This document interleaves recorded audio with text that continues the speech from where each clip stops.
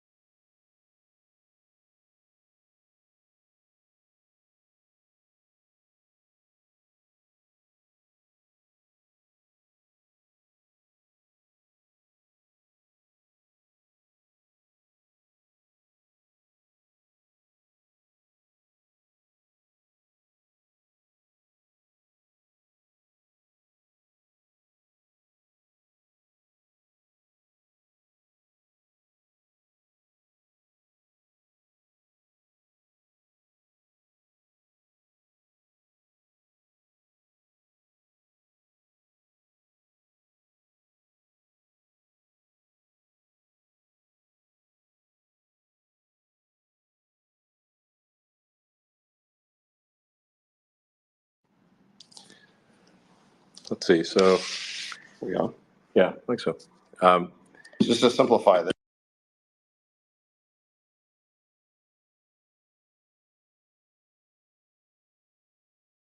I think we're just going to use your.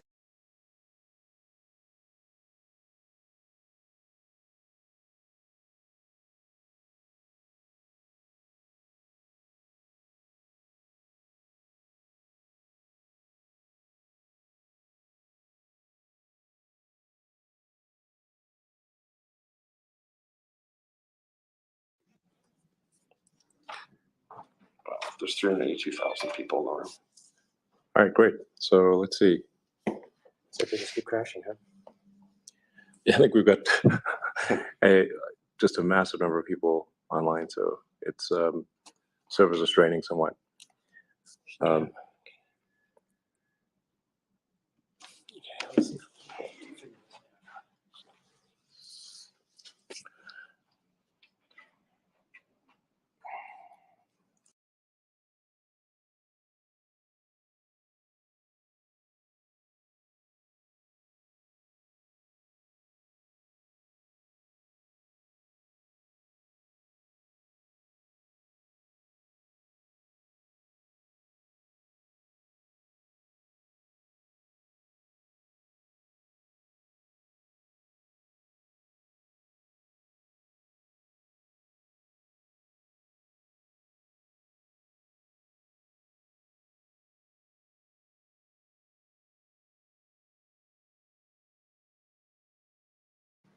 There's some delay.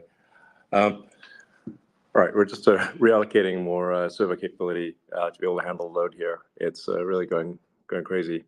So yeah, obviously very excited to have Governor DeSantis make this.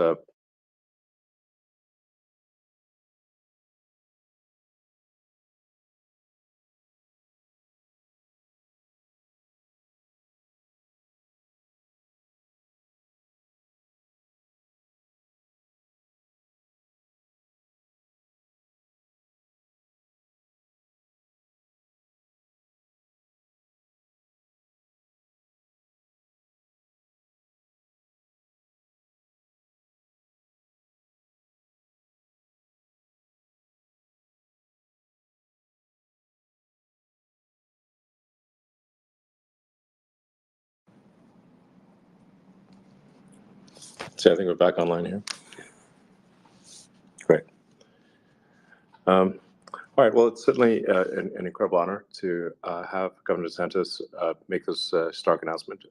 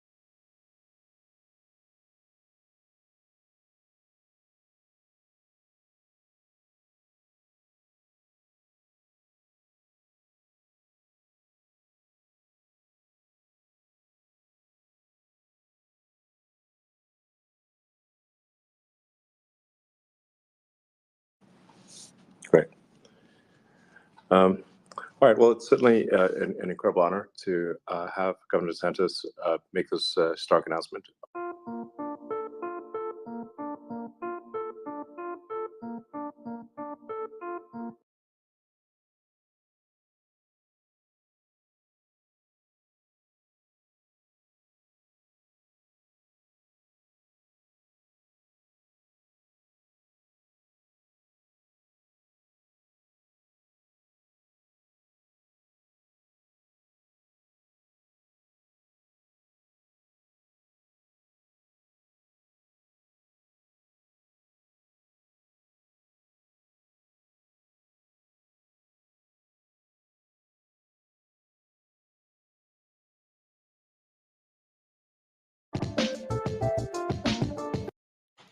All right, here we go.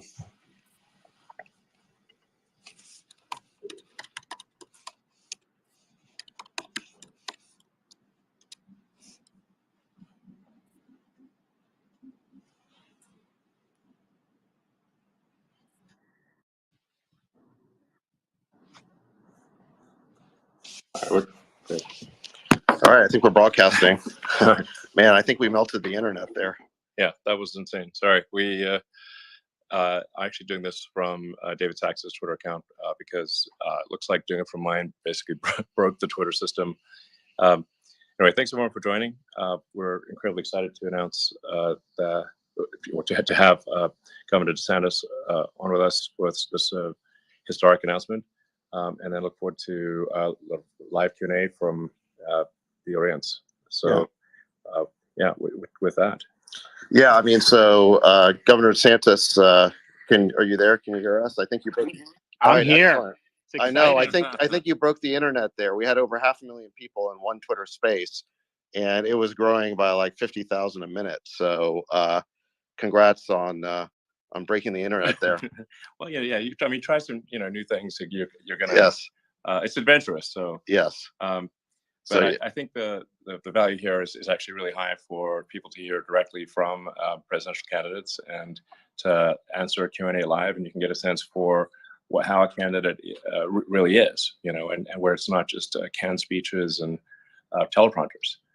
It's in fact, you can tell by the some of the mistakes that it's real. Yeah. So anyway, with that, I guess I should turn it over to yeah. Well, let's see. So, yeah, Governor, there's been a lot of speculation over the last couple of months about your plans. I understand that you may have an announcement to make. We've got, I think, a record audience assembled here. Probably the biggest room that's probably ever been assembled online. What would you like to tell them? Well, I am running for president of the United States to lead our great American comeback. Look, we know our country's going in the wrong direction. We see it with our eyes and we feel it in our bones. Our southern borders collapse. Drugs are pouring into the country. Our cities are being hollowed out by spiking crime. The federal government's making it harder for the average family to make ends meet and to attain and maintain a middle-class lifestyle. And our president, well, he lacks vigor, flounders in the face of our nation's challenges, and he takes his cues from the woke mob. I don't think it has to be this way. American decline is not inevitable. It is a choice, and we should choose a new direction, a path that will lead to American revitalization. We must restore sanity to our nation. This means embracing fiscal and economic sanity. Stop pricing hardworking Americans out of a good standard of living through inflationary borrow, print, and spending policies, and please embrace American energy independence. This also means replacing the woke mind virus with reality, facts, and enduring principles. Merit must trump identity politics. We must return normalcy to our communities. America's a sovereign country. Our borders must be respected. We cannot have foreigners pouring into our country illegally by the millions. We cannot allow drug cartels to poison our population with fentanyl. Public deserves safe communities, and law and order must be maintained in American cities. We can't have inmates running the asylum, and we must reject attacks on the men and women of law enforcement. We also must reestablish integrity in our institutions. This includes the military. I'm proud to be a Navy veteran, an Iraq veteran, and I revere our services. But when revered institutions like those in our military are more concerned with matters not central to the mission, whether it's global warming or gender ideology and pronouns, morale declines and recruiting suffers. And you need to eliminate these distractions, and we need to get focused on the core mission. We also cannot have true constitutional government if the most significant issues are decided by the whims of unelected bureaucrats rather than the people's elected representatives. Reestablishing integrity in our institutions means we must reinvigorate our constitutional system by returning the government to its rightful owners, we the people. No social or economic transformation without representation. Truth needs to be our foundation. Common sense can no longer be an uncommon virtue. And in Florida, we proved it could be done. We chose facts over fear, education over indoctrination, law and order over rioting and disorder. We held the line when freedom hung in the balance. And we're thriving as a result. Florida is the nation's fastest growing state. We're number one in net in-migration, number one in new business formations, recently ranked number one in education. We have a 50-year low crime rate and one of the lowest tax and debt per capita in America. But we also understand governing is not entertainment. It's not about building a brand or virtue signaling. It is about delivering results. And our results in Florida have been second to none. We can and we must deliver big results for America. I pledge to be an energetic executive that will take on the important issues. Biden's pursued inflationary policies that are hurting working people. We will reverse those policies and we'll build an economy where working Americans can achieve a good standard of living. Biden's opened the southern border and allowed massive amounts of drugs to pour into the country. We'll shut down the border, construct a border wall, and hold the drug cartels accountable. Biden's embraced medical authoritarianism, such as unconstitutional COVID vax mandates. We will ensure that those violations of liberty can never happen again. Biden's allowed woke ideology to drive his agenda. We will never surrender to the woke mob, and we will leave woke ideology in the dustbin of history. Biden's also politicized the military and caused recruiting to plummet. We will eliminate ideological agendas from our military, focus the military on the core mission, and we will reverse the poor recruiting trends. Finally, Biden's weaponized the power of the administrative state to advance his left-wing agenda. We will reconstitutionalize the executive branch and we'll bring the administrative state to heel. Now, you can't do any of that if you don't win. There is no substitute for victory. We must end the culture of losing that has infected the Republican Party in recent years. The tired dogmas of the past are inadequate for a vibrant future.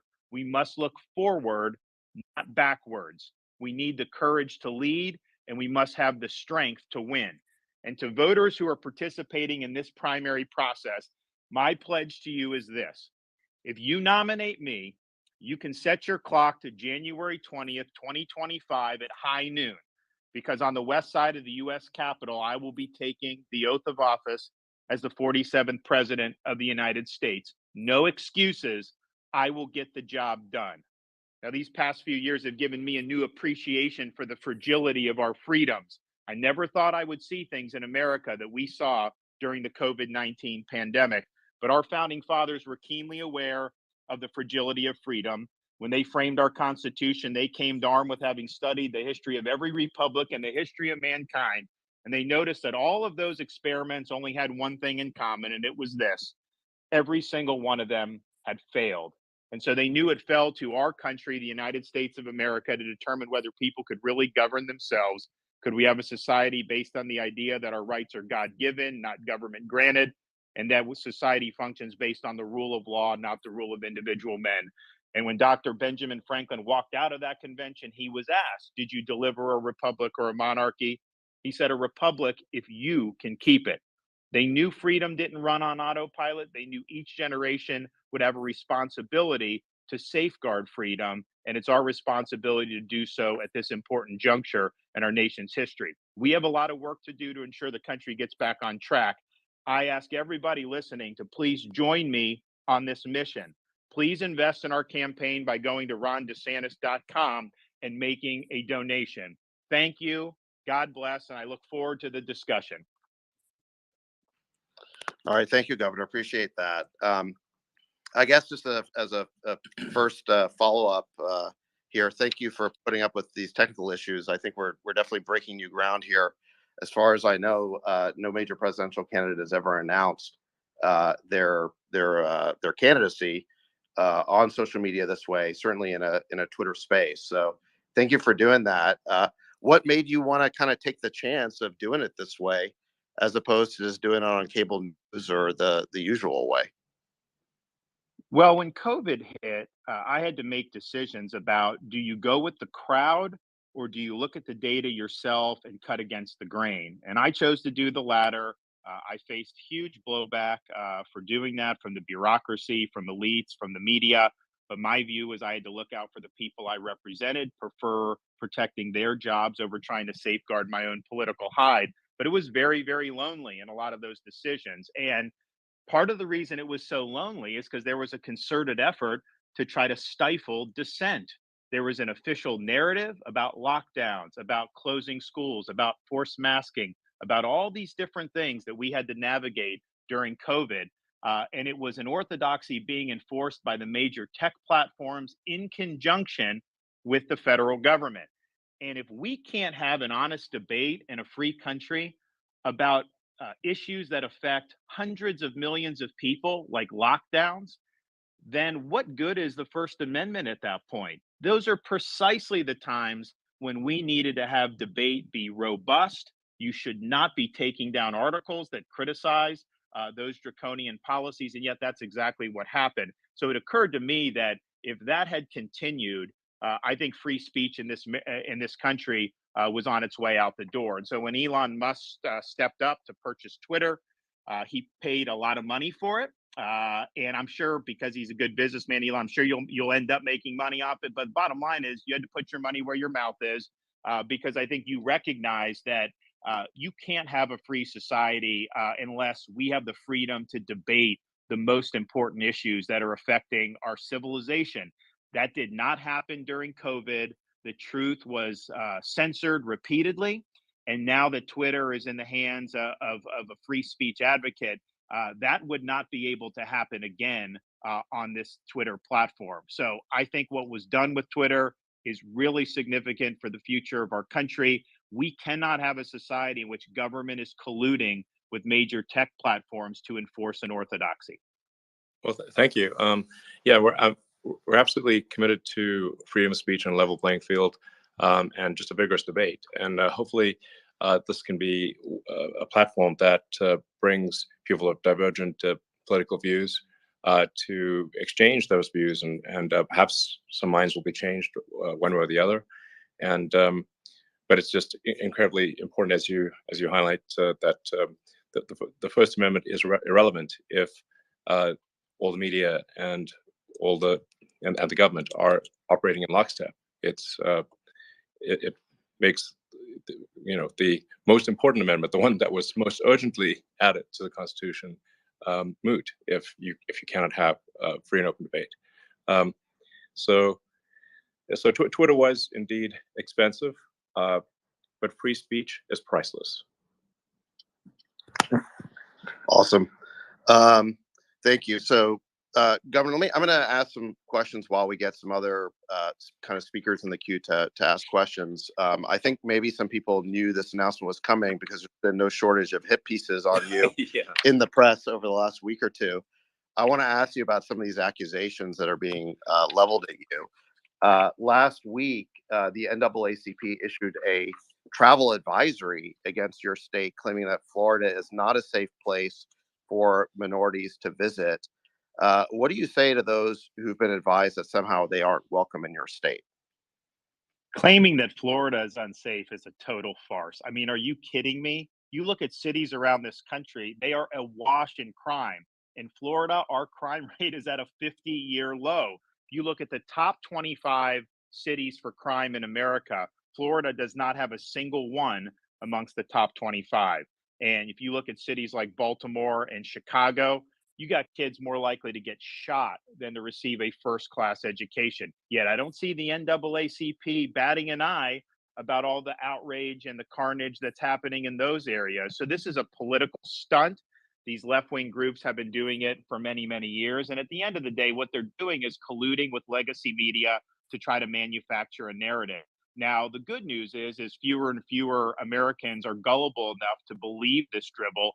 And platforms like Twitter are there where people can debunk these lies in real time. And I would just say, as an American citizen, if you are uncritically accepting narratives spun by legacy media and left wing groups, you're failing at your job of being a conscientious citizen. And I think people just see right through it. And oh, by the way, have any of these travel advisories, because they've been doing this for a while, all these left wing groups, have any of them worked? Well, we're the #1 state for net in-migration and have been every year since I've been governor. We just capped the highest quarter for tourism in the history of the state of Florida. And our view is we want everybody to succeed regardless of their skin color. We don't divvy up people by race. At the same time, it is worth pointing out that we have in Florida more Black-owned businesses than any state in the nation.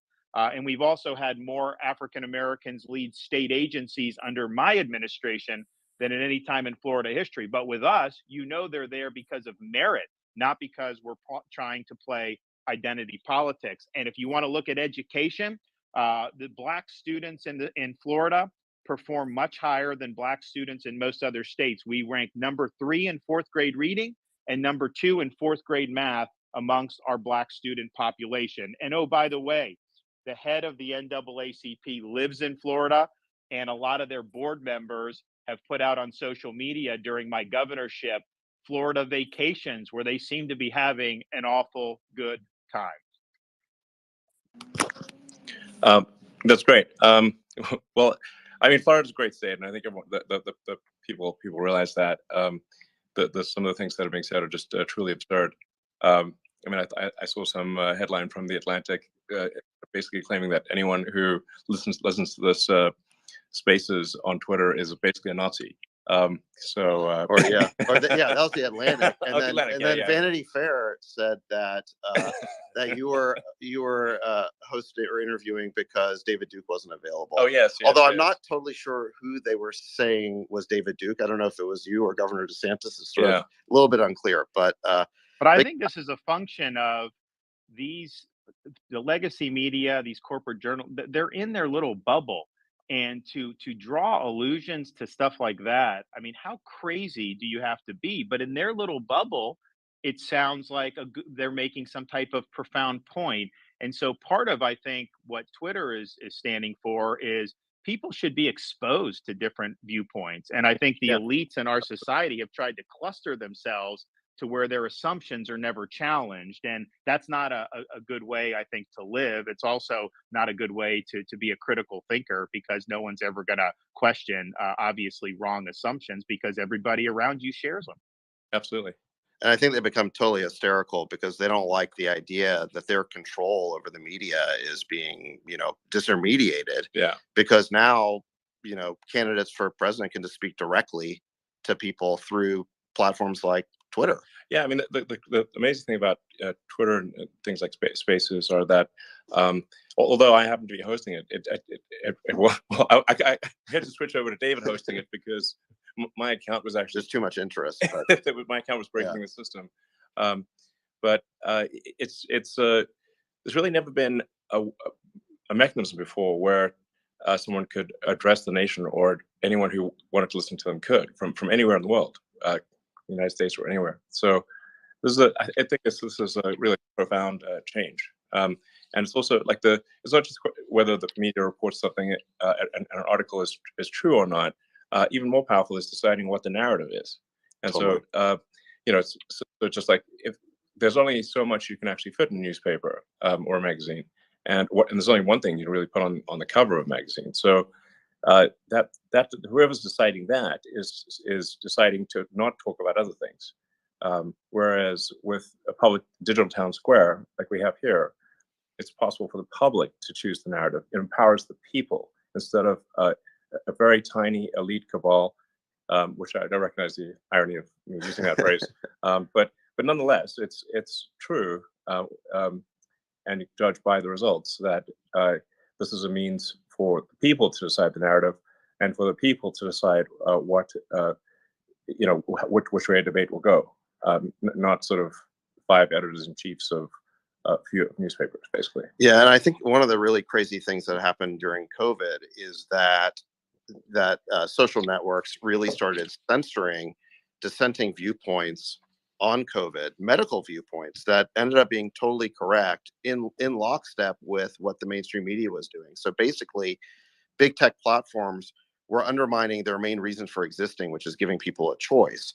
And actually, there's somebody who I think knows more about that than any of us, which is Dr.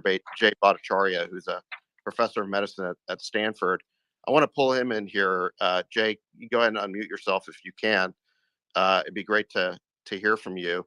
I know that during COVID, you worked with Governor DeSantis. It'd be great just to hear a little bit about your interactions and if you have a question for the governor. Thank you, David. Yeah, I mean, it was an absolute honor to work with Governor DeSantis, and I was really impressed by his decision making in the face of an absolute firestorm of criticism. But Governor, you did the right thing when you opened the schools. And my kids in California for a year and a half didn't see the inside of a classroom, whereas Florida kids were in school. And you can see it in the results, and the learning loss numbers are so much better in Florida. I'm really curious, Governor, as you're running for president, what are your thoughts about reforming the public health authority in the United States and the federal government, the CDC, the FDA, the NIH? How do you see reforms we need so that the mistakes of the lockdowns that happened during the pandemic don't happen again when there's another pandemic? Well, first, we need an honest reckoning about what happened during COVID. And the only honest reckoning is that all of those agencies, all of the elites, the public health establishment, they failed. They instituted bad policies.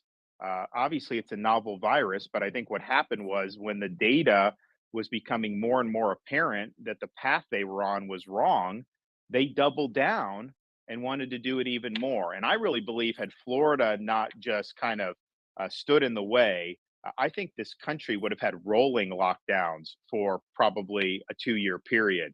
And so their impulses were authoritarian. They were not following the data. And I think the US government needs to acknowledge the failures. And I think all of those agencies need to be cleaned out. What I saw just dealing with them was I saw a interest in the narrative and in politics over evidence-based reasoning and evidence-based medicine. And so I don't have confidence that those agencies are up to the task. And I think you need major overhaul of the whole enchilada with respect to public health in this country. Can I follow up with that? I mean, I think the other thing that I saw during the pandemic, Governor, and you was subject to it just as much as I was when we were talking about COVID. YouTube censored a video of us speaking about in a roundtable that you hosted on COVID policy. There's so much of the federal government infrastructure went into suppressing honest scientific discussion during the pandemic. So it's not just public health agencies, but other agencies inside the federal government that worked to suppress the speech of Americans. And I'd love to hear your thoughts about it. No question. So I'm actually in Florida. We recognize the danger there. So I'm actually going to be signing a digital bill of rights for Florida pretty soon, which will bar all state and local government officials from colluding or working with a technology company for the purpose of censorship of speech. Because you're exactly right. You had people in the White House, you had people in all these other agencies working with these platforms to try to take it down. And oh, by the way, what did they censor Dr. Bhattacharya for? It was a roundtable discussion that I led and convened. We had Dr. Bhattacharya, MD, PhD from Stanford. We had Martin Kulldorff from Harvard Medical School, and we had Sunetra Gupta from Oxford, who was generally viewed as one of the best epidemiologists across the pond until she became anti-lockdown. So these are all eminent people. And what are we discussing?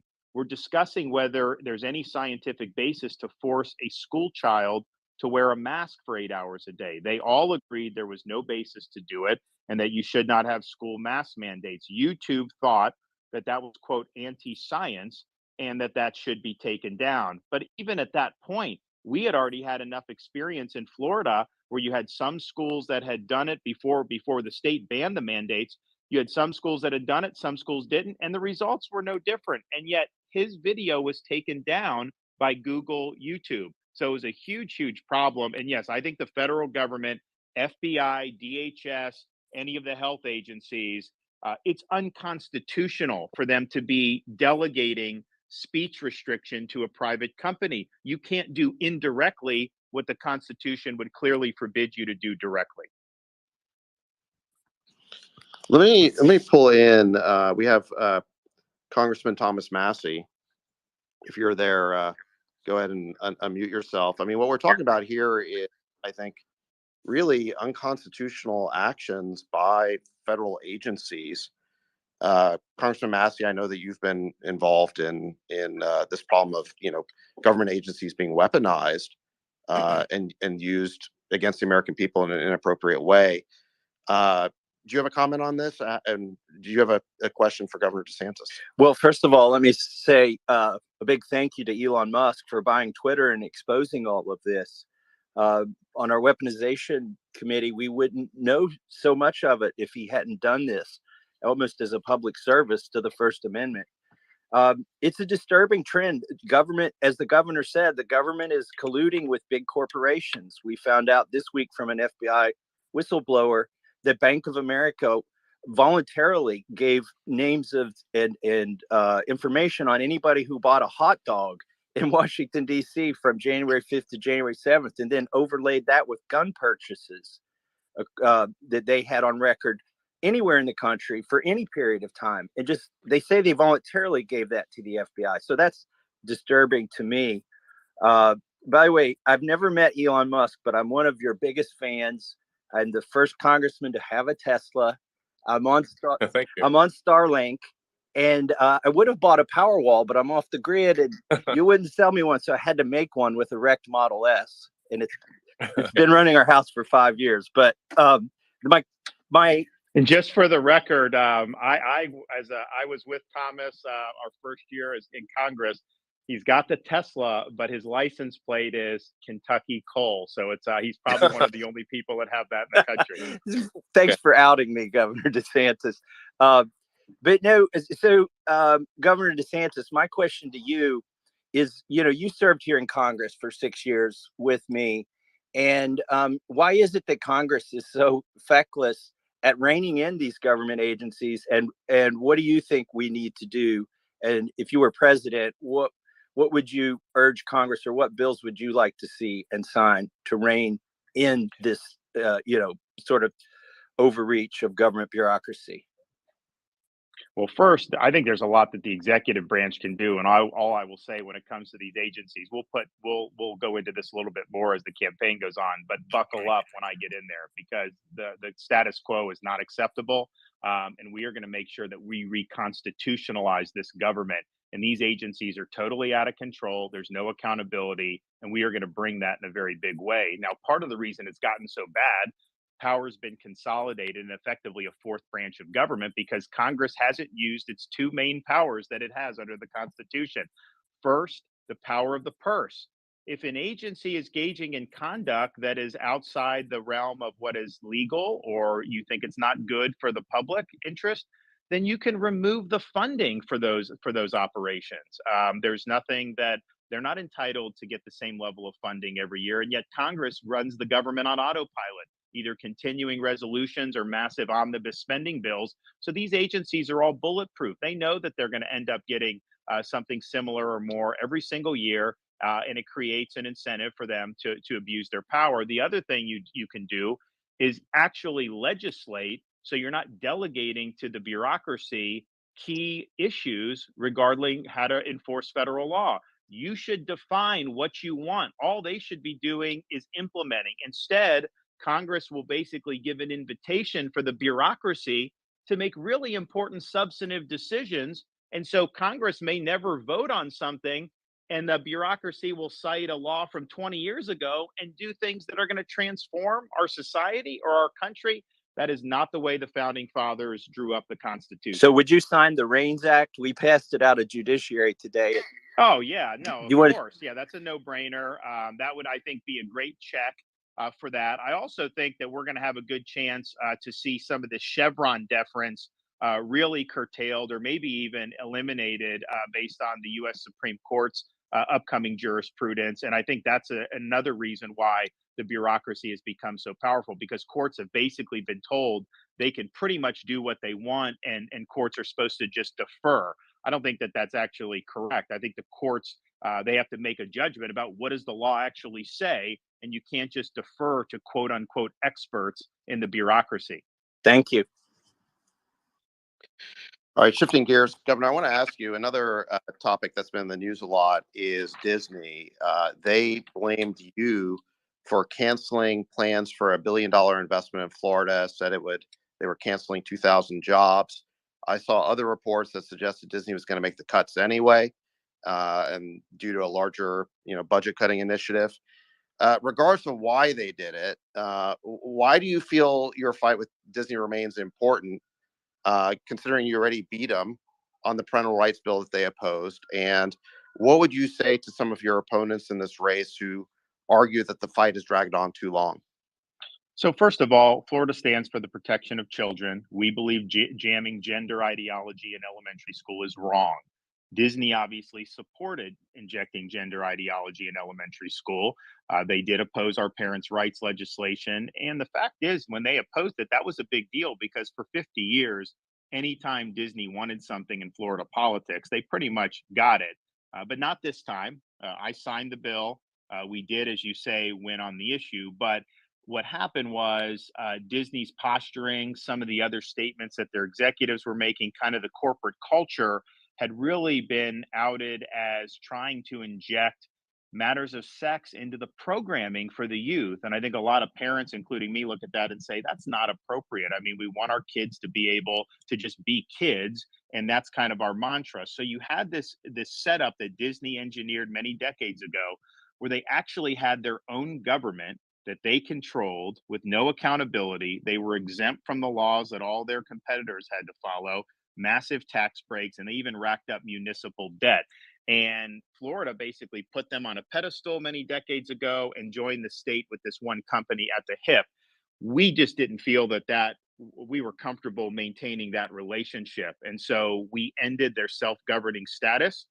So Disney has to live under the same laws as everybody. They got to pay the same taxes as everybody. And obviously they'll be responsible for those debts. So the reason why there's a quote fight is just because they filed a lawsuit against the state of Florida, trying to get their special privileges reinstituted.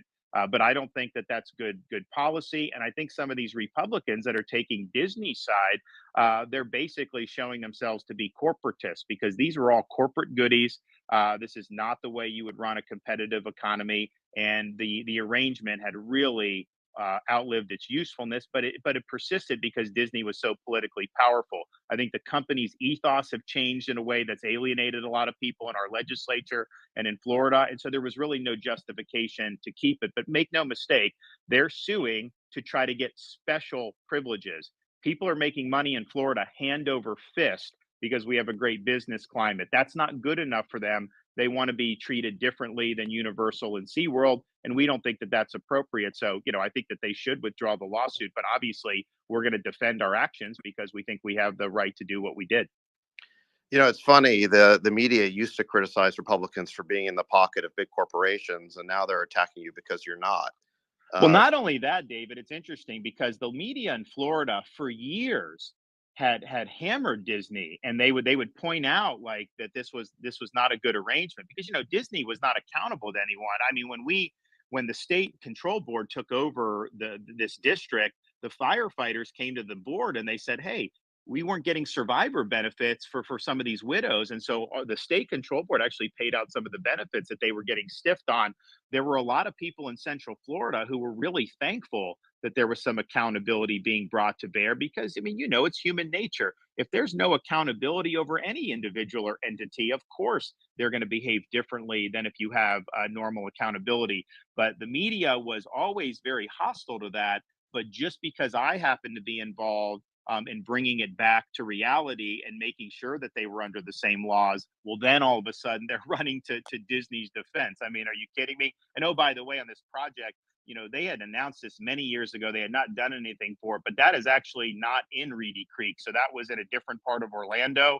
And so none of the issues that are involved in their suit would have made a difference there. Obviously, as a publicly traded corporation, they have a fiduciary duty to do what's best for their shareholders. So I'm assuming if they were in better financial shape and they saw the project as lucrative, they would have gone forward with it. But I think clearly they've had some problems with their stock price and a lot of other issues. And I'd also just finally point out, nobody probably has made Disney more money than me, because they were open during COVID and they were closed in California. And that went on for many, many months, where literally I had all the theme parks in Florida opened in 2020.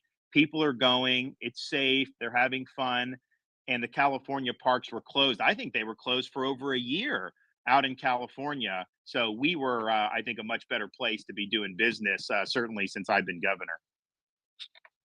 Great. Let me shift gears here to the topic of education. I want to pull Chris Rufo into the conversation. I know he work with you on some initiatives.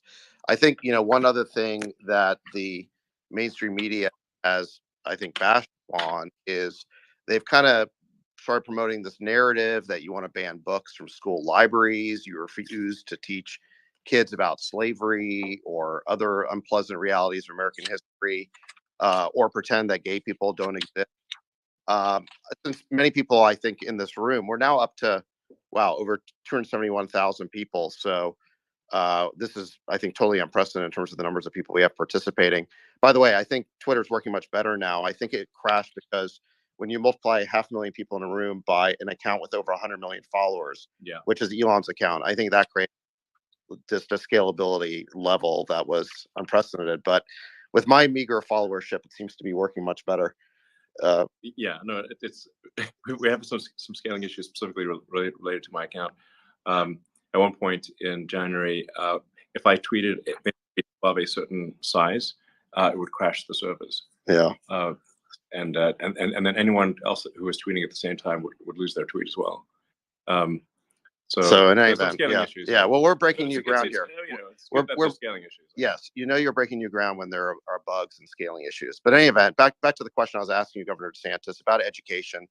The media has been, saying you're trying to ban books. You refuse to teach kids about slavery. You want to say that gay people don't exist. What is the truth of the matter for people who maybe have never heard from you before? And then I want to pull Chris Rufo in on this as well. Yeah, so the whole book ban thing is a hoax. There's not been a single book banned in the state of Florida. You can go buy or use whatever book you want. What we have done is empowered parents with the ability to review the curriculum, to know what books are being used in school, and then to ensure that those books match state standards and are age and developmentally appropriate. So, for example, parents have flagged books in schools that, for example, teach middle school kids how to use sex apps, that provide graphic depictions of sex acts and sex toys for people as young as 5th grade. And so clearly that is not appropriate to be in a middle school classroom. And so parents object, and the schools take them out. I did a press conference that we called Exposing the Book Ban Hoax. And before I had the parents come up, before I spoke, I just played the video that had the images of the books that the parents had objected being in their kids' classroom. And the local news had to cut the feed because they said it was too graphic. Well, if it's too graphic for the 6 o'clock news, how is it okay for a 6th grader or a 5th grader? And so nothing's being banned. They're basically ensuring that we make curation choices that are consistent with state standards. And on the racial history, we eliminated critical race theory from our K through 12 schools. That was the right thing to do. In other words, we're not going to take a kid who comes in at 6 years old and say they're an oppressor or oppressed based on what their race is. That's divisive. That's wrong. We're also not going to be teaching people to hate their country. But what we are going to do is teach the accurate history. So in the same bill that banned critical race theory, we required teaching thoroughly about racial discrimination that occurred in American history. And Florida's history standards require all of those subjects from slavery, Reconstruction, segregation, all of that to be taught, and will continue to do that. So I think what you see is the left and the media colluding on this. They don't want to actually defend what it is that we are actually legislating or regulating.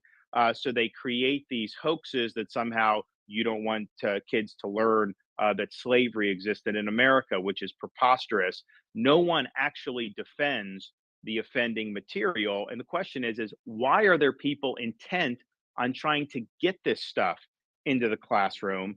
And I think it's part of a political agenda. So our mantra in Florida is this: purpose of the schools is education, not indoctrination. Yes, I think it's very inappropriate to have sexually explicit material in a fifth grade library, 100%. But it's also the case that if you're focusing on that type of instruction, there's an opportunity cost involved. Why shouldn't we be doing more on science or reading or math? And so I think we're getting it right. And I think almost invariably, and Chris Rufo's had to deal with this too, when they're trying to craft these narratives, you just peel back the onion, you realize that this is something they're manufacturing. Yeah, that makes a lot of sense. I mean, I was actually under the impression that there were some books banned, so this is news to me. And they actually, there was the one this week was that Miami-Dade County took a book that was about like poems from I think like Biden's inauguration, and they moved it from elementary school library to middle school library. The media tried to act like somehow this is being banned, and you actually had Miami-Dade County Public Schools spokesperson have to come out and say there's nothing that's been banned or removed. It was basically just determined that this particular book was better suited for middle school. And so they put it in the middle school media center. And the media tries to act like somehow that is offending something with a book ban. So, but I think part of the reason that they're doing that is because, there is actually a movement to ban books from like Amazon and some of these others. California, some municipalities have banned things like To Kill a Mockingbird. What they're trying to do is see if some of these books pass a woke test. And if they don't, they are going against some of those books. Whereas in Florida, you can buy whatever book you want. But that's a different question than what would be appropriate for a third grader or what would be appropriate for a sixth grader. Government, by definition, has to make those choices about what type of curriculum we want to put in front of our students. And the parents obviously have an important voice in that. Absolutely. Well, in fact, a friend of mine, Tim Urban, who has a blog called Wait But Why, and is really one of the most reasonable people on earth and one of the most reasoned people I've ever met, had a lot of trouble actually publishing his book, simply because it debated sort of sacred cows of woke ideology. But incredibly reasonable book. So that is the kind of de facto book banning and de facto book suppression that I see quite a lot of, is that publishers are unwilling to take risks. Let me shift gears here for a second, because I know we're running out of time. We're supposed to end, I think, around 4 Pacific. But thank you for giving us a little bit of extra time here, Governor. Shifting gears to a major federal issue, immigration. We see I've seen these videos on social media and on TV of what looks like just insanity at the border. What is your take on what's going on there, and how would you address that as president? Well, I'd reverse what Biden's doing. You need to shut the border down. You should not be entertaining these asylum claims for people crossing illegally. Asylum is a legitimate thing, but these are people that when they come, they're being persecuted. These people coming overwhelmingly are economic migrants that are coming across many other different countries. They should be applying for asylum there if they were truly qualifying for that, but they're not. They know that if they just show up at the southern border, and these are people all over the world that are coming illegally, they know that they will get a sheet of paper saying, okay, come back for a court date in 3 years, and they get released to the interior of our country. It's an absolutely insane system. So we'll stop that.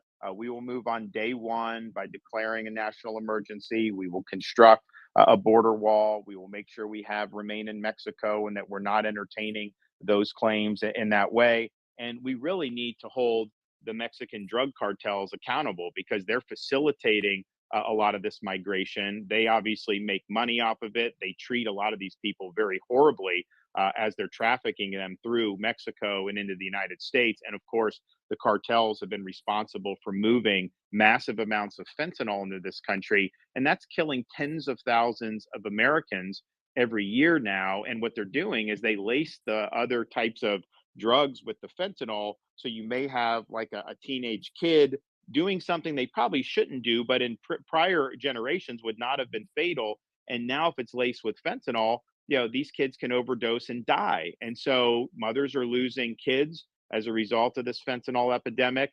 And I just don't think you could allow these criminal organizations to continue poisoning our population. So it'll be a day one issue. We will bring overwhelming amount of resources to deal with it. And we are going to stop this insanity once and for all. There's a, I think, follow-up question on immigration from Steve Dace, who is a national radio personality and I think an important commentator in the great state of Iowa. Steve, do you have a comment or question? I think you just need to unmute.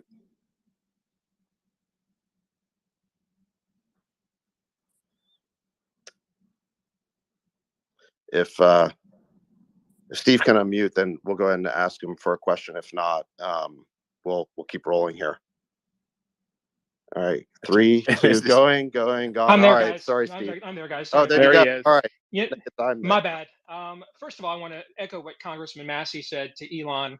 Elon, if I put down money on January 1st, 2022, that Twitter was going to be the last bastion of free speech on earth, brother, I'd be about as rich as you are on that bet right now. I mean, it's incredible what you have done here and the restoration of a lot of accounts of people that were truth tellers and were ran from here for telling the truth. I saw a meme the other day that said, of course, you have scientific consensus when you censor all the scientists who disagree. So I wanted to just say, first and foremost, on behalf of a lot of grateful people around the country and the world, really, thank you very much for that and the investment you made in that cause. Thank you. A question is a follow up to you, Governor, on this very issue with immigration. We have heard a lot over the years lock her up, drain the swamp, going to build a beautiful wall. Mexico's going to pay for it. And crowds cheered and everybody loved it. And brands got built and nothing got done. What is the bottom line assurance that you can make to the people that are listening right now, all over the world and all over the country, that you can actually do the agenda that you just articulated when others tweeted about it and talked about it, but then couldn't actually follow through? It's a great question because I share that frustration. I think even my worst critics in Florida will acknowledge when I tell people I'm going to do something, I don't make promises or say I'm going to do something lightly. I've thought it through, and I know that I am going to follow through on what I tell people I'm going to do. So this is one.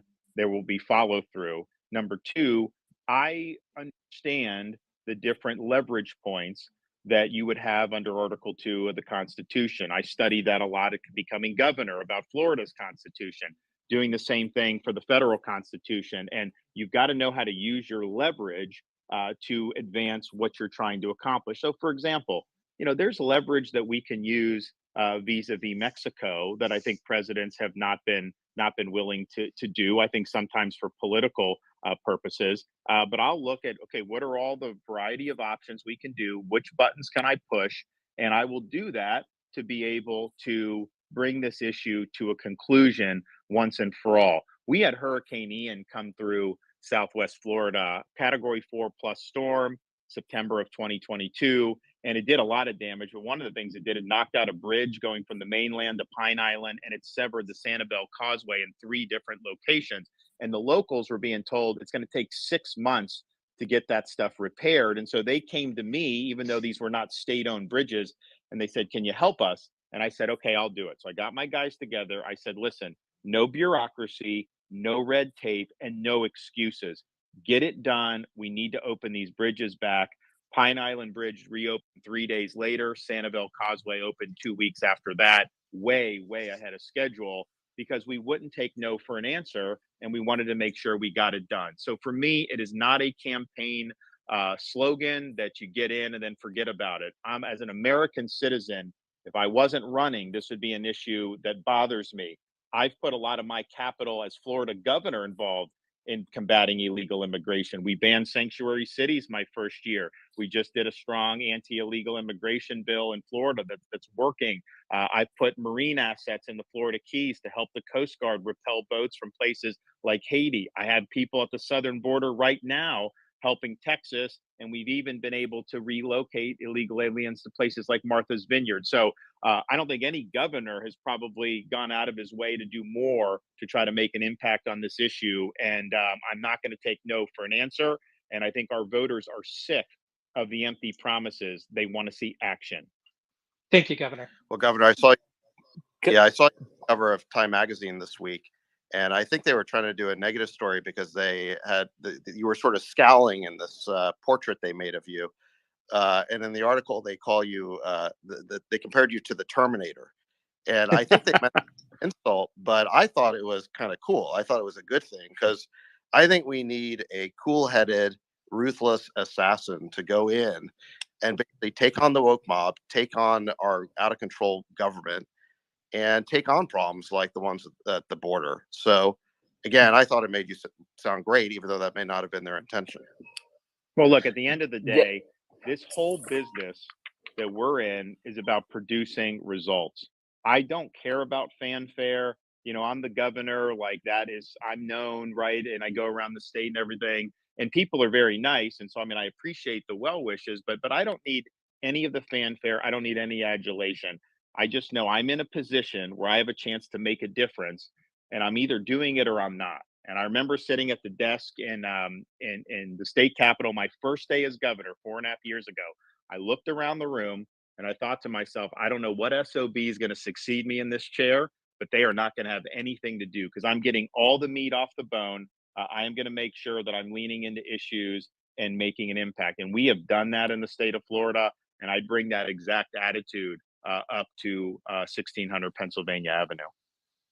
Governor, I'd love to jump in and follow up on that. This is Chris Rufo, and I've had the honor of working with you in the past few years on critical race theory, gender ideology, and the DEI bureaucracy. And what I've seen up close and personal is that while many conservative politicians, going back decades, have made headlines and got on television playing culture war, they never actually get anything done. And what you've done over the last few years is really astonishing. You've eliminated CRT from all Florida's public institutions. You've stopped gender ideology dead in its tracks in K through 12. And just last week, you eliminated the DEI bureaucracy in all of Florida's public universities. They'll be shut down completely.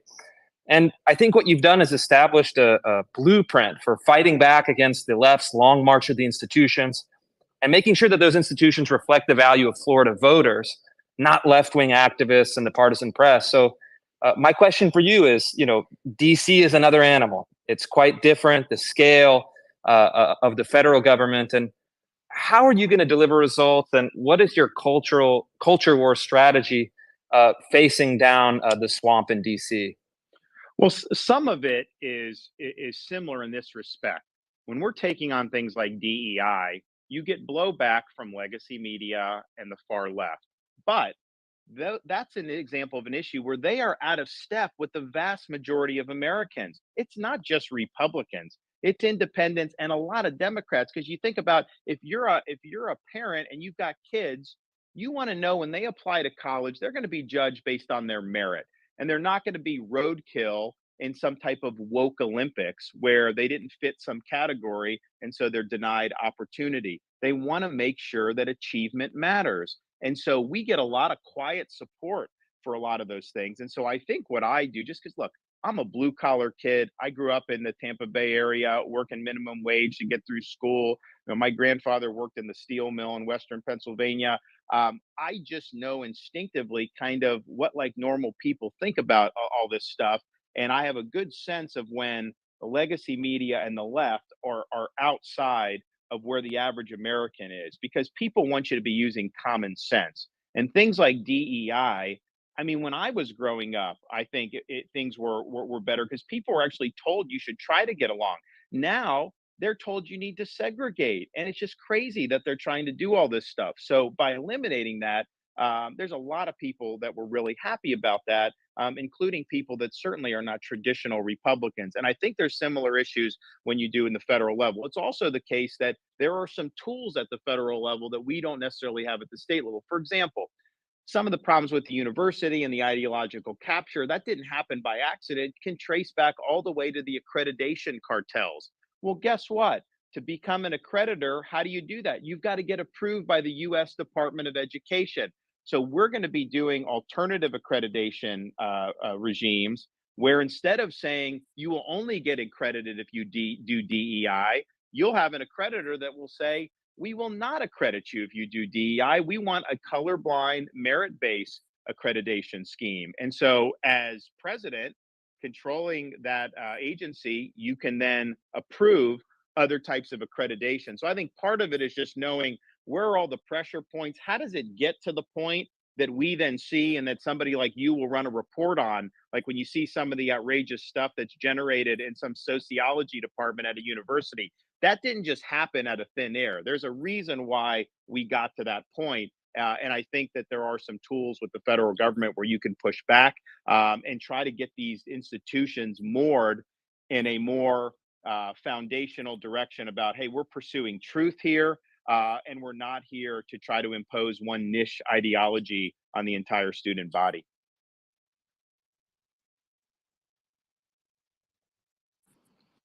Great. Shifting gears, Dana Lash, you have a question or comment for the governor? I do. And thank you both so much for your time, for joining us in a very new way. I really appreciate that. I think it's really cool. And for your support of free speech, too. And Elon, I have to say thank you for taking the arrows and for unthrottling the accounts of all of us who got in trouble for sharing a New York Post story about a laptop. And Governor, I wanted to thank you for your leadership and your unwavering support of Second Amendment rights. And you're on my program tomorrow, and I just got to say, you got my vote in the primary, so I appreciate it very much. You were talking about DEI just a minute ago, and I want to ask you both about this growing threat against natural rights and free enterprise. It's this threat of debanking. Now, I know that, Elon, I've read so much about you and what you've gone through. You've called ESG criteria evil incarnate. Governor DeSantis, Florida, saw financially weaponized wokery earlier this year when Wells Fargo Bank dumped both the business and personal accounts of a very prominent and well-respected gun dealer in Florida. They'd been together for 25 years working with Wells Fargo, and they cited new ESG guidelines. Now, similar to the DOJ's previous Operation Choke Point, all these activists for various causes are using this regulatory guidance to debank what they consider to be politically incorrect businesses for the sake of risk management. Now, we say that our rights should not be infringed upon by the government, but what can and should be done about activist-guided financial institutions and these payment processors who are essentially cutting off law-abiding citizens and businesses? Well, I think it's a fundamental issue that I think not enough conservatives have been wise to. I think more and more are, but at the end of the day, we have certain fundamental rights. And so maybe you're somebody that is really excited about your Second Amendment rights. And obviously, if the government comes in and infringes that, we know you blow the whistle on that. That's a problem. But what if Wall Street banks are colluding so that somebody can't function in that space, whether it's running a store or anything involving that?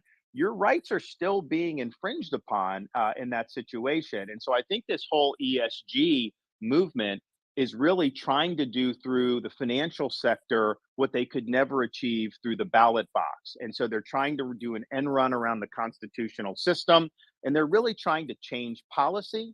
They're trying to change society, and they're trying to change the scope of people's rights. And so in Florida, I just signed anti-ESG legislation, which said things like no ESG criteria in our pension fund. We got a $180 billion state pension fund.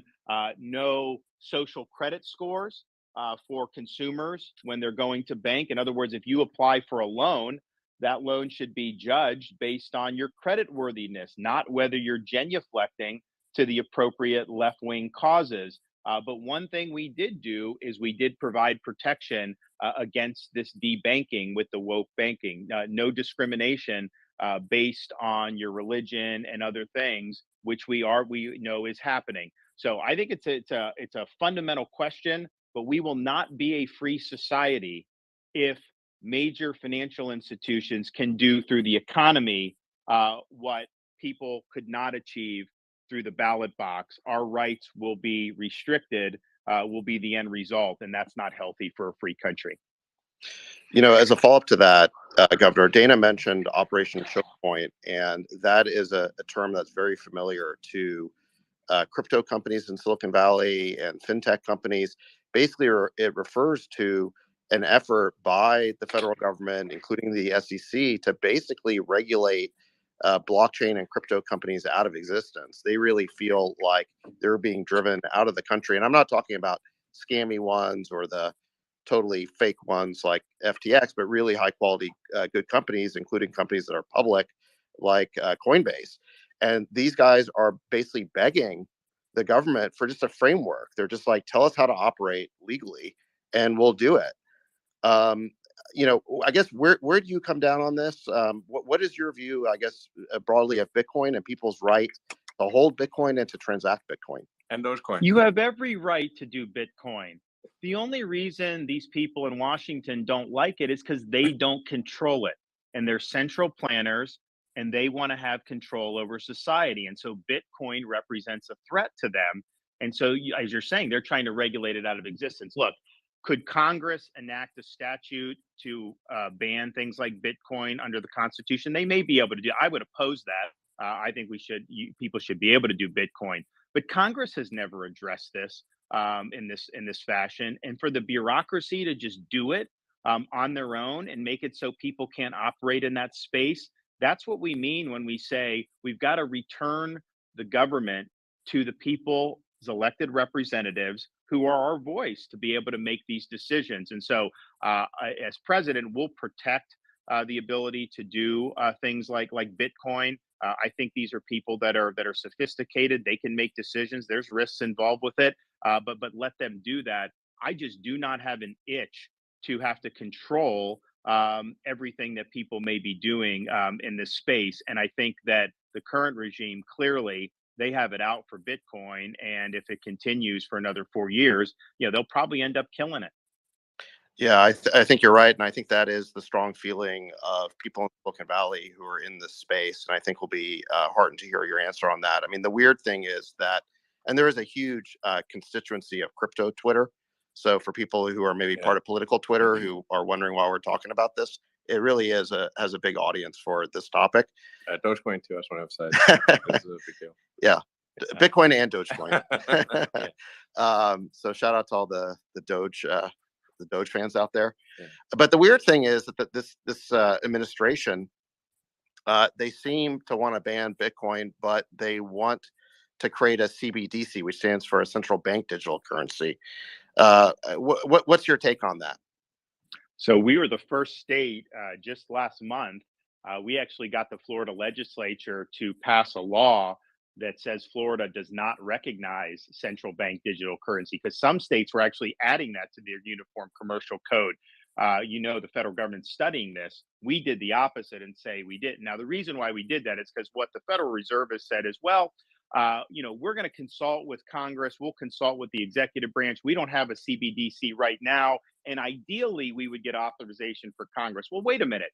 It's not ideally. You must get authorization from Congress. I don't think Congress would authorize it. So if they unilaterally try to do this, we're trying to provide protection for people here in Florida. I know Biden did the executive order. They're studying it. I can tell you, if I'm president, we are not doing a central bank digital currency. I think that would be a huge, huge imposition on people's financial freedoms and financial privacy. And oh, by the way, what would the logical result of this be? If the central authority has oversight over this, of course they're going to start imposing ESG criteria. Oh, wait a minute. You filled up your gas tank 3 times this week. You can't do any more.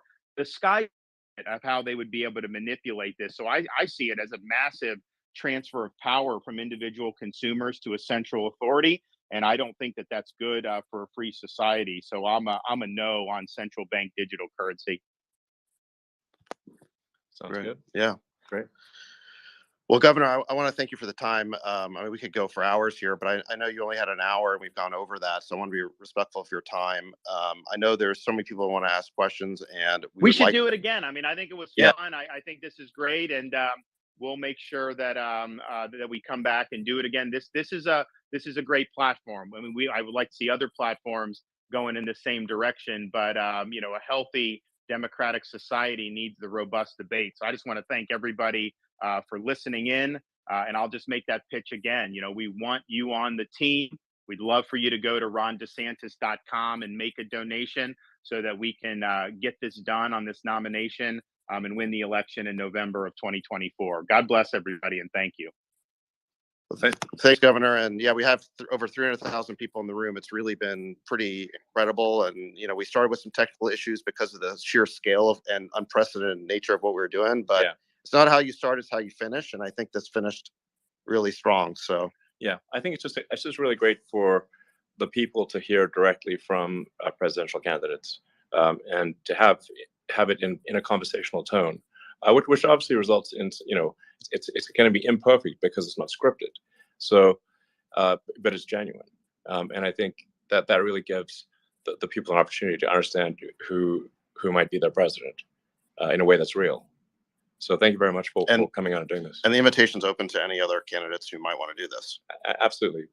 It is important for people to hear directly from candidates. So thank you for working with us on this historic event. And yeah, looking forward to future conversations and just having a great national dialogue. All righty, everybody. Thank you for Bye-bye. All right. Bye-bye.